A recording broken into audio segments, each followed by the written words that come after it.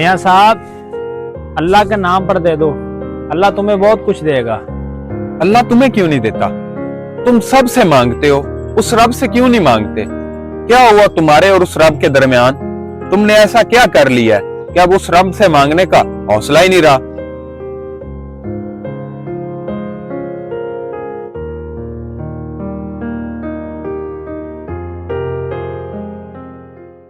अल्लाह तुम्हें क्यों नहीं देता?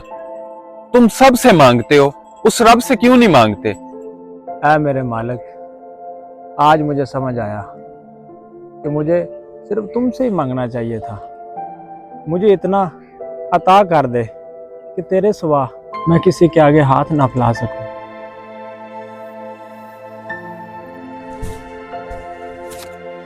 ये लो पैसे। पहले तुम मुझसे हमेशा पैसे मांगते थे, मैंने आपको कभी पैसे नहीं दिए। इस दफा माशाल्लाह मेरी मुंजी बहुत अच्छी हो गई है, इसलिए ये पैसे रख लो। मुझे भीख नहीं चाहिए, मैंने भीख मांगना छोड़ दिया। अब मैंने उससे मांगा है जो सबको देता है। अब मुझे इंसानों से मांगने की कोई जरूरत नहीं है। भाई बात सुनना, मुझे लगता है इस दफा आपने उस रब से सच्चे दिल से मांगा है। क्या तुम मेरे साथ बिजनेस करोगे? हाँ जी बिल्कुल। ओ भाई, या तो मेरी भैंस वापस कर दो, नहीं तो मुझे अभी अभी मेरे पैसे दो। भाई सिर्फ एक हफ्ते का वक्त दे दो, एक हफ्ते के अंदर अंदर तुम्हारे सारे पैसे चुका दूंगा। ओए, ये लो अपने 2 लाख रुपए, और ज्यादा बातें ना सुनाओ, यहाँ से चलते बनो। मुझे तो अपने पैसों से मतलब है, आपसे क्या लगे मुझे। भाई बात सुनना। भाई आप कौन हो?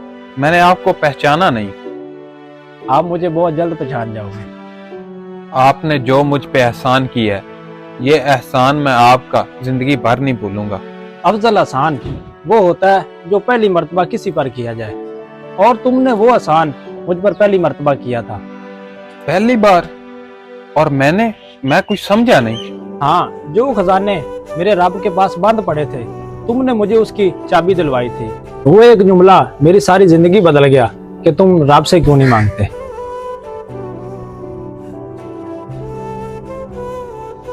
भाई अल्लाह के नाम पे कुछ दे दे, अल्लाह तुझे बहुत कुछ देगा।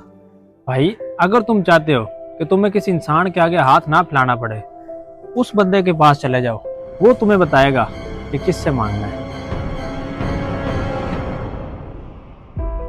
मेरे दोस्तों, अगर आप किसी की ज़िंदगी बदलना चाहते हो तो उसे खैरात ना दो, बल्कि उसे रब से मांगने का तरीका सिखाओ। अल्लाह से मांगने वाला कभी खाली हाथ नहीं रहता, और जो अल्लाह पर यकीन रखता है, एक दिन लोग उसी के दरवाजे पर आकर मांगते हैं।